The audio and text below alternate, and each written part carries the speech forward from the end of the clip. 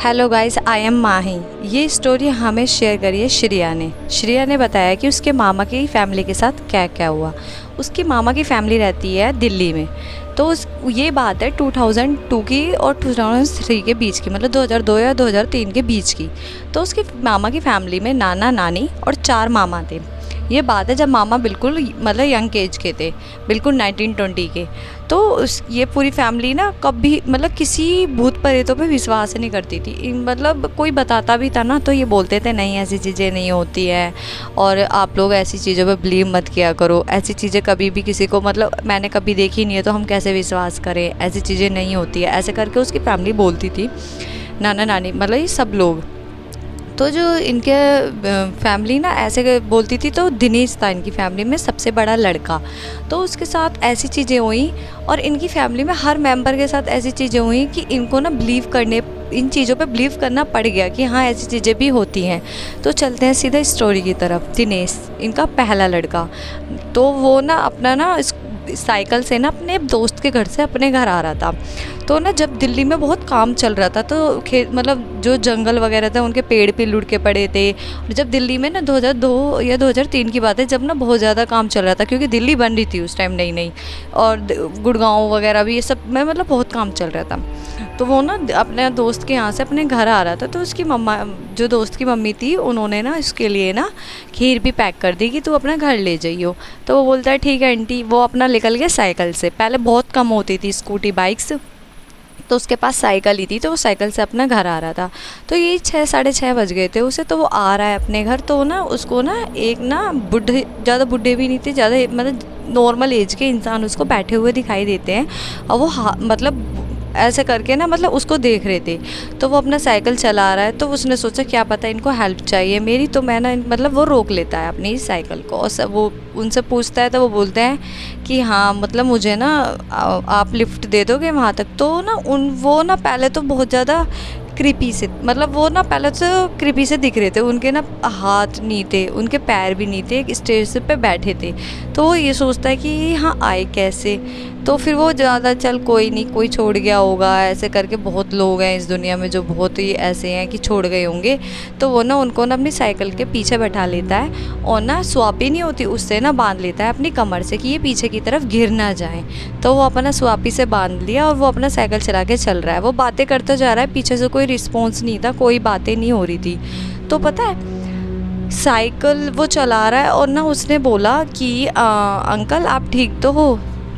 तो पीछे से कोई आवाज़ ही नहीं आई, मतलब कोई आवाज़ ही नहीं आ रही थी।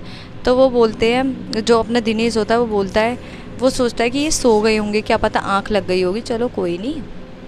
वो अपना साइकिल चला रहा है, साइकिल चलाया जा रहा है चलाया जा रहा है। फिर ना उसको ये फील होने लगा कि उसकी पीठ पे ना कोई बहुत ज़्यादा फोर्स दे रहा है, कि बहुत कोई वजन धरा हुआ है। तो वो सोचता है दिनेश यार मैंने तो पहले से ही बांध रखे थे ये अंकल, तो जब तो इतना फोर्स नहीं लग रहा था, अब इतना ज़्यादा क्यों लग रहा है मेरी पीठ पे। तो वो कोई नहीं, चल दिनेश ने फिर भी ज़्यादा ध्यान ना देके अपने साइकिल चलाई। वो साइकिल चलाया जा रहा है तो अब उसके जो साइकिल होती है वो भारी होने लगी। पहले थोड़ी थोड़ी हल्की हल्की भारी हुई, फिर वो थोड़ी सी आगे चला और भारी होने लगी, वो और आगे चला और भारी होने लगी। तो वो ना एक टाइम पे आके रोक लेता है साइकिल को, वो साइकिल पे से उतर जाता है अपनी स्वापी खोल के।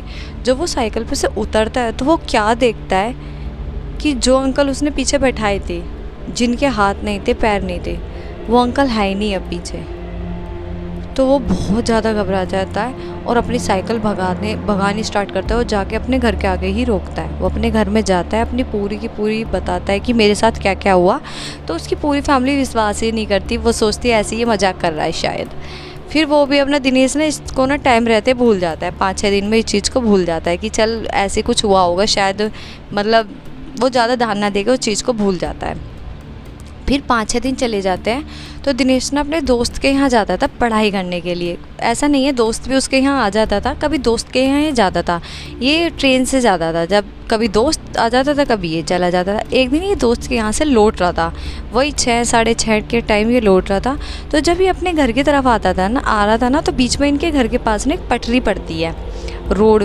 तो वो अपना उसकी तरफ आ रहा है तो रोड पे वो पटरी पे वो क्या देखता है कि 3 लेडीज़ खड़ी हैं बुरखे में। तो वो ये सोचता है यार इतनी रात में मतलब 6:30-7 बजे के करीब ये बुरखे में क्या कर रही हैं। पहले तो वो ये सोचता है, फिर वो सोचता है चलो कुछ कर रही होंगी, पर वो दिनेश को ही देख रही थी। मतलब जैसे दिनेश यहाँ पर खड़ा है ना, तो वो दिनेश को ही देख रही थी इस टाइप से। दिनेश को बहुत ज़्यादा, जब आपको कोई देख रहा हो अजीब तरीके से तो आप लोग भी घबरा जाओगे। तो दिनेश बहुत ज़्यादा घबरा गया और वो तेज चलने लगा। जब वो तेज चल रहा था तो दिनेश को ऐसा फील हो रहा था कि उसके पीछे कोई चल रहा है, जैसे कोई इसका पीछा कर रहा है। तो दिनेश फिर अपनी स्पीड थोड़ी कम करी, तो उसको ऐसा फील होने लगा कि मैं पलटूंगा ना तो वो जस्ट मेरे पीछे ही खड़ा है जो भी है। तो दिनेश पीछे पलट के देखता भी है, क्योंकि उसमें हिम्मत बहुत थी, वो भूतों से नहीं डरता था बिल्कुल भी और ना उनमें बिलीव करता था। तो वो पीछे पलट के देखता है, तो वो क्या देखता है कि जैसा कि हमें श्रेया ने बताया, मैं भी इस चीज़ को डाइजेस्ट करने में थोड़ा टाइम लगा कि ऐसा कुछ भी हो सकता है। कि वो पीछे पलट के देखता है तो एक पत्ता, मतलब पेड़ का पत्ता उसका पीछा कर रहा है। मतलब वो जितने कदम आगे बढ़ा रहा है ना, वो पेड़ का पत्ता उसके पीछे आए जा रहा है। वो भाग रहा है तो वो पेड़ का पत्ता भी उसके पीछे भाग रहा है। तो वो बहुत ज़्यादा घबरा जाता है और भागते भागते अपने घर पहुंचता है। घर पहुंचने के बाद फिर वो अपनी मम्मी पापा भाइयों को सारी चीज़ें बताता है और सारी चीज़ें सब सुनने के बाद उसकी मम्मी ना बिलीव कर लेती है कि हाँ हुआ होगा। क्योंकि कभी हमारा जो दिनेश था ना, थोड़ा ना वो था कि वो कभी ना एक बार चीज़ें करती तो दोबारा झूठ वूठ नहीं बोलता था, कि ऐसा ये बार बार नहीं करेगा। तो उसको पंडित के पास ले जाती हैं और पंडित उसके लिए धागा बना देता है। तो दिनेश जो होता है उसका धागा बन जाता है, पर उसको फिर ना उसके बाद ऐसी ऐसी चीज़ें दिखाई नहीं दी। पर लेकिन उसको ना नेगेटिव चीज़ें बहुत जल्दी फील होने लगी, वो इस चीज़ों को बहुत जल्दी फील करने लगा। तो फिर मैंने आपको फिर भी मतलब दिनेश के साथ इतना ही था, पर उसकी फैमिली में और चीज़ें हुई। उसका छोटा भाई था हिमांशु, दिनेश से छोटा हिमांशु। हिमांशु के साथ ऐसा होता है कि हिमांशु का एक फ्रेंड रहता है।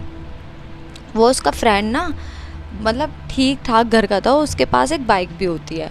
तो वो ना बोलता है हिमांशु के घर, उसके घर आके कि चल यार हम लोग ना घूमने चल रहे हैं। हिमांशु कहता है ठीक है। हिमांशु उसकी बाइक के पीछे बैठता है और अपना घूमने चल देता है। वो घूमने जा रहे हैं तो वो अपना, जैसे मैंने आपको बताया कि जब ना दिल्ली में बहुत ज़्यादा काम चल रहा था, तो वो अपना ना घूम रहे हैं। तो ना इनको ना एक आदमी दिखाई देता है, जैसे यहाँ से वहाँ देखते हैं इन्हें एक आदमी दिखाई देता है। बहुत मतलब थोड़ा सा लंबा था, इन लोगों के हिसाब से वो थोड़ा लंबा था। और वो ना हाथ करके इनसे लिफ्ट मांग रहा था। तो ये ना जाके ना उसके पास ना बाइक रोकते हैं और बाइक रोकने के बाद हिमांशु की नज़र पड़ती है उस पे, जो बंदा था उस पे, कि वो बोल रहा था कि मतलब मुझे वहाँ तक छोड़ देना, इस टाइप से बोल रहा था। तो हिमांशु देखता है, बहुत गौर से देखता है, क्योंकि थोड़ा थोड़ा अंधेरा भी हो गया था। बहुत गौर से देखने के बाद कि उसकी शक्ल बहुत अजीब सी है, कि उसकी आंखें भी नहीं है, जो उसकी जीभ है वो भी नहीं है, बहुत अजीब सा। वो पूरा हड्डी की तरह है बिल्कुल, जैसे कि पूरी किसी ने उसकी खाल ही नोच ली हो, खून ही नहीं हो, इस टाइप से बहुत हड्डी की तरह है वो। और ना वो बोलता है हिमांशु अपने दोस्त से, भाई तू चल। तो वो हिमांशु का दोस्त भी समझ जाता है कुछ तो गड़बड़ है और वो बाइक भगाते हैं। बाइक भगा के दोनों अपने घर पहुंचते हैं। हिमांशु आके अपनी मम्मी को सारी स्टोरी बताता है। फिर उसकी मम्मी हिमांशु को भी पंडित के पास ले जाती है और उसका भी धागा बनवा के लाती है। उनकी फैमिली में ना फिर 3-4 दिन चले जाते हैं। तो घर के बगल में एक लड़की होती है, सबा करके नाम है उसका।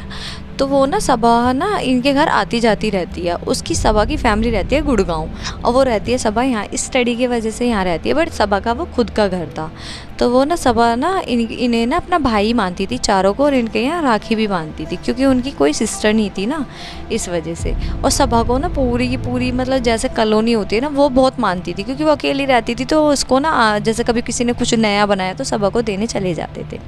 तो सबा ना इनके घर आती है अपने भाइयों के, और उसमें ना इनको ना छोटा वाला भाई मिलता है, सबसे छोटा वाला, उसका नाम होता है सोनू।